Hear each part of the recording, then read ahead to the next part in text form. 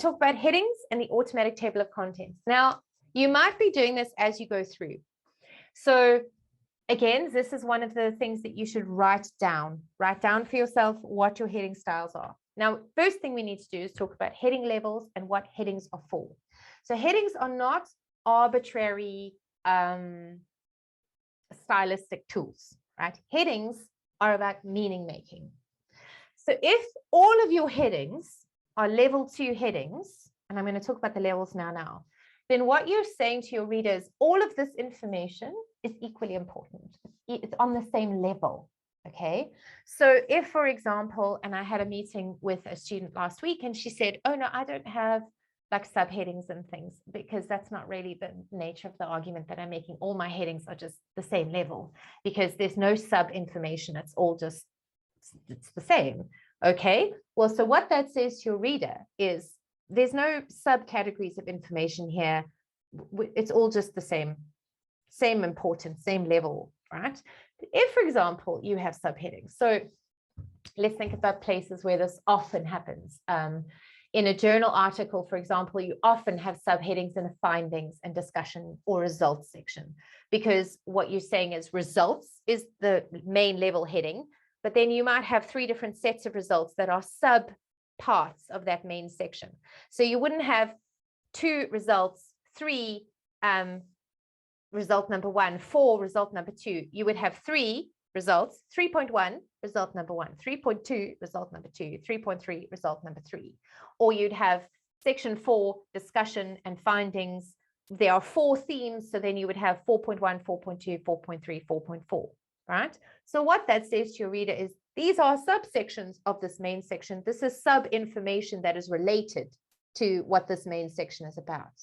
So if you then go to another heading level, so say you have 4.1 and then you say this theme was actually divided into 2 parts, then you'd have 4.1.2, 4.1.1, 4.1.2. And what you're saying to your reader is these are 2 subparts of this other part, which is part of this main section. Okay, so the more you break it up, the more you're actually saying to your reader, these are smaller and smaller pieces of information that are part of these wholes. So if you're going all the way down, for example, to like 4.1.1.1, and you're only writing a tiny little paragraph, you kind of have to ask yourself, does this really need to be such a fine-grained subsection? Or can I just go 4.1.1 or 4.1.1.1? You don't want to make things too complicated for yourself or for your reader. And so if you've got lots of like fine grain, if you've gone to like 5 or 6 heading levels, if you ask yourself, what are all these actually about? Are they really subsections of subsections of subsections of subsections? Do I need this many subsections? Is this what I need to make meaning in my thesis, or am I just overcomplicating things? I usually recommend, but it does often depend on the argument that you're making and what your thesis needs, but try not to go past 4 heading levels, because 4 heading levels is quite a lot. So let's talk about what they are. So your chapter heading is heading 1. It's level 1. Okay. These kinds of sections, so the ones that you number 1, 2, 3, 4, that's heading level 2. And then if you have, like I do down here, if you have, I've got the wrong sections. Here, 4.1, right? And 4.2, I've got a little bit further down. Those are then heading level 3.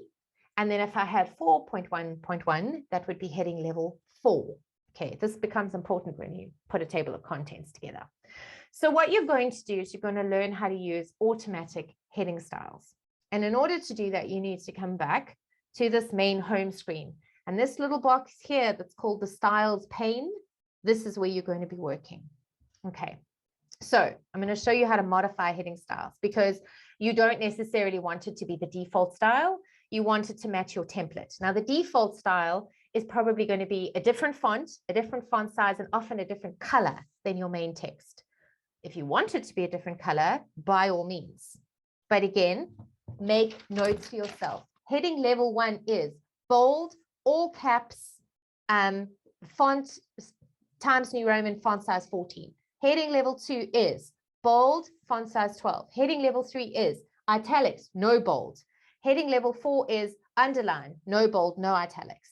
So that way you can be consistent, because you take 3-4 years to write a thesis. Style decisions you make in first year might not be the style decisions you want to make at the end. And you might actually want to make changes. So you need notes for yourself about what decisions you've made about your headings. So we're going to format our heading levels first.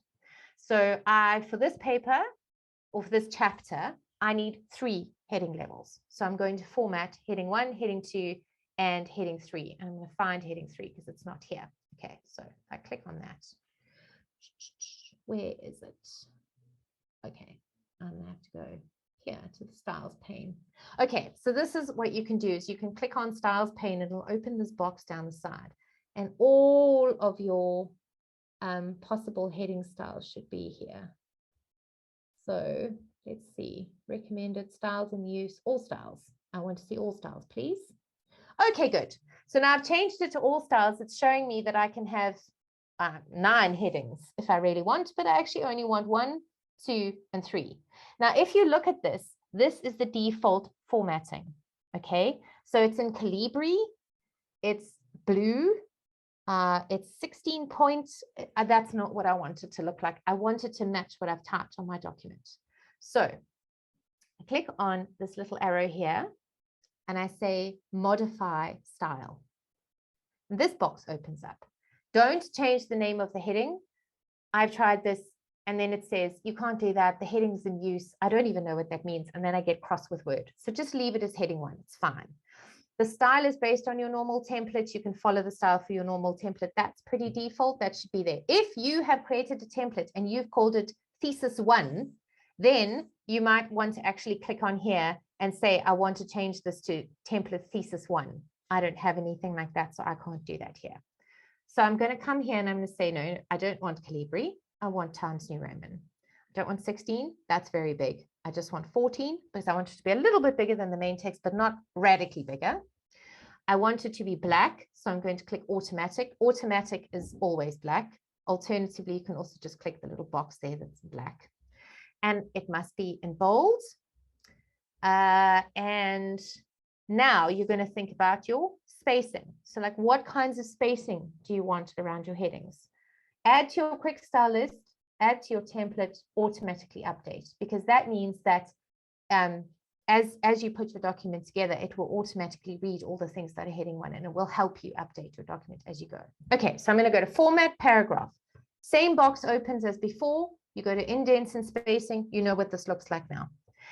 So now it says your headings must be justified. Now we're working on heading level 1.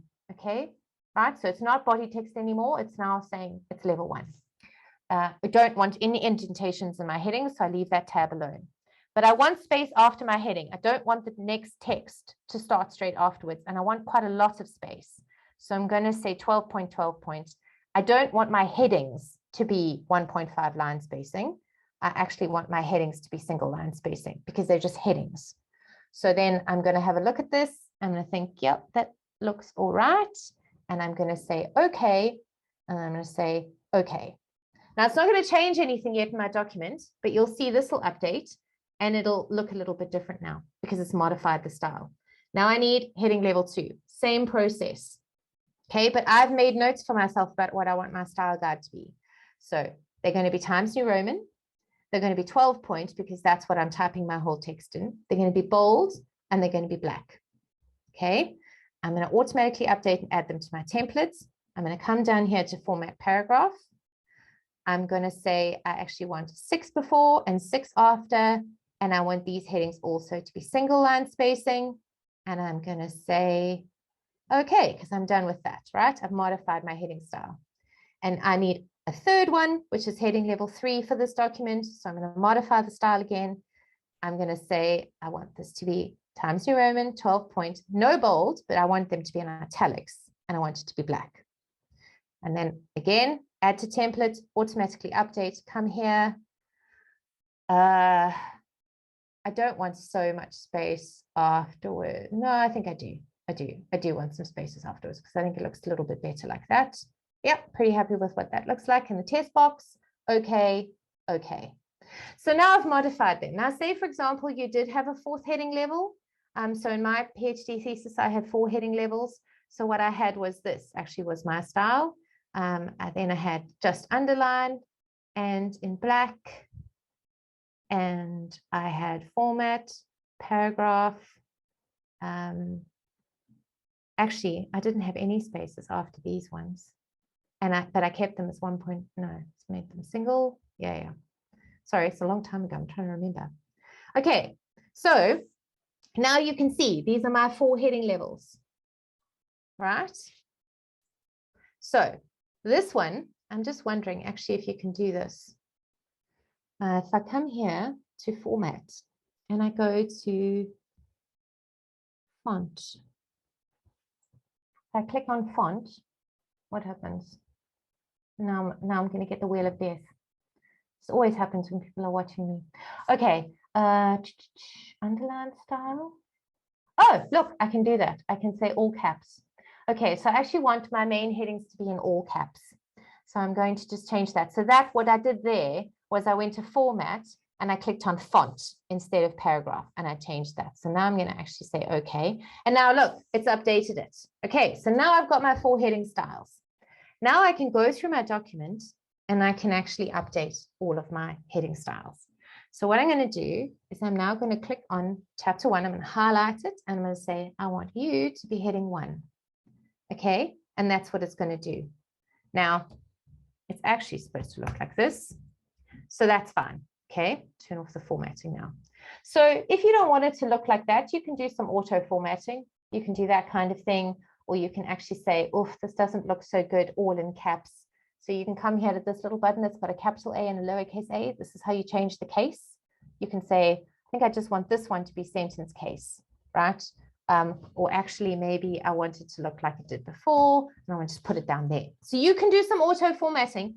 The point is that we'll still see all of this as heading level 1. So if you highlight it, it'll show you, look, it's just all still heading level 1. Okay.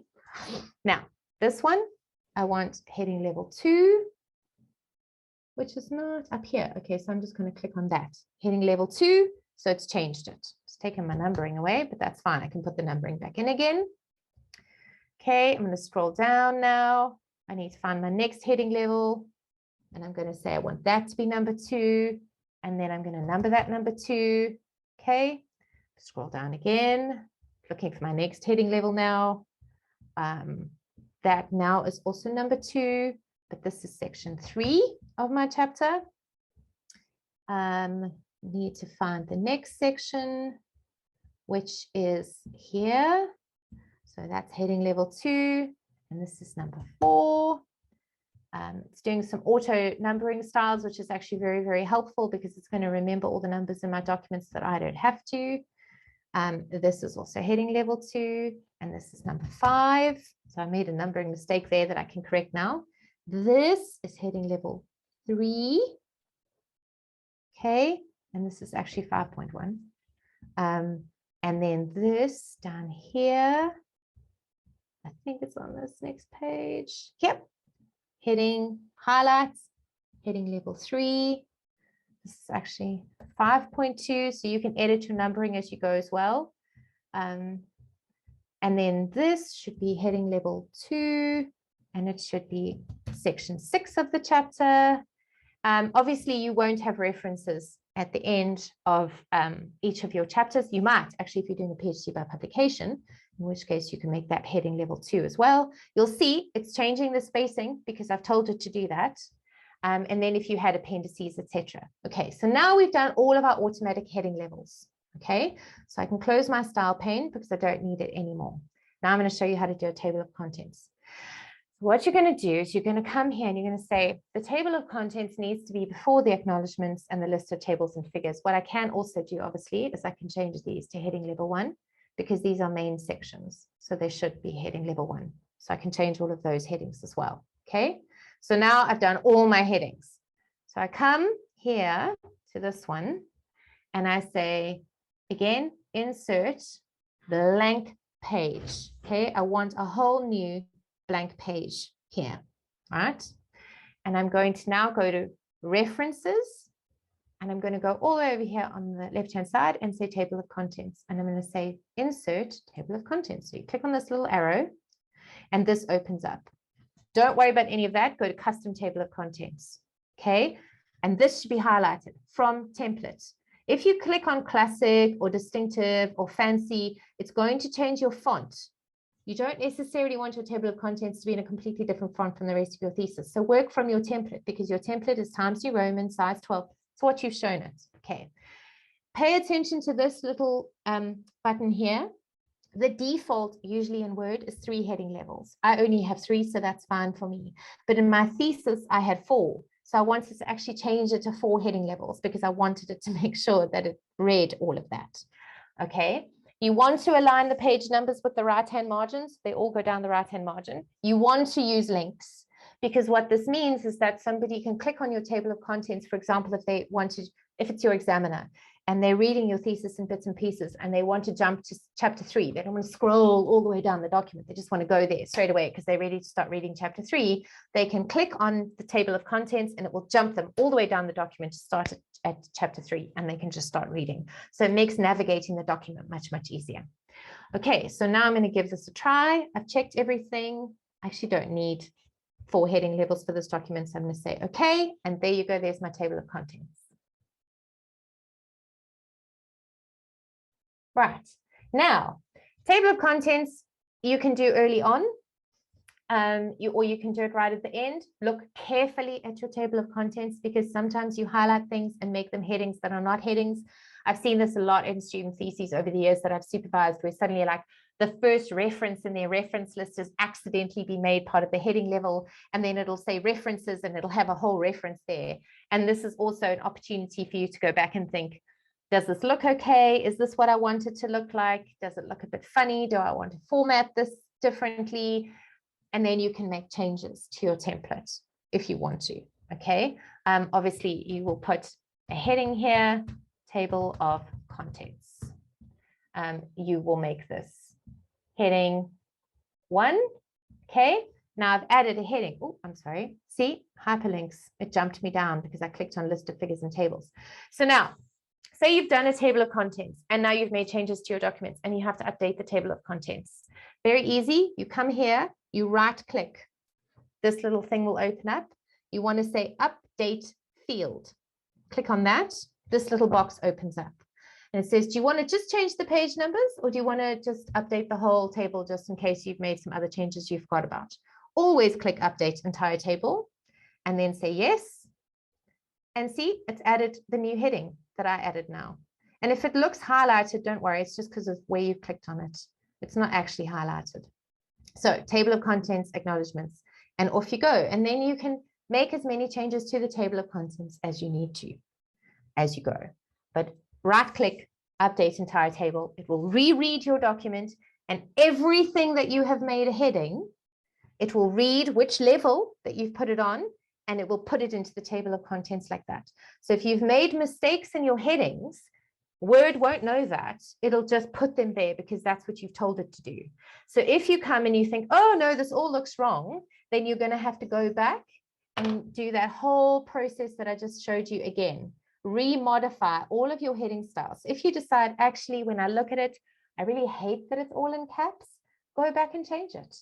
And then redo your headings and redo your table of contents. So, you know, you can also see what it looks like and what you want it to look like.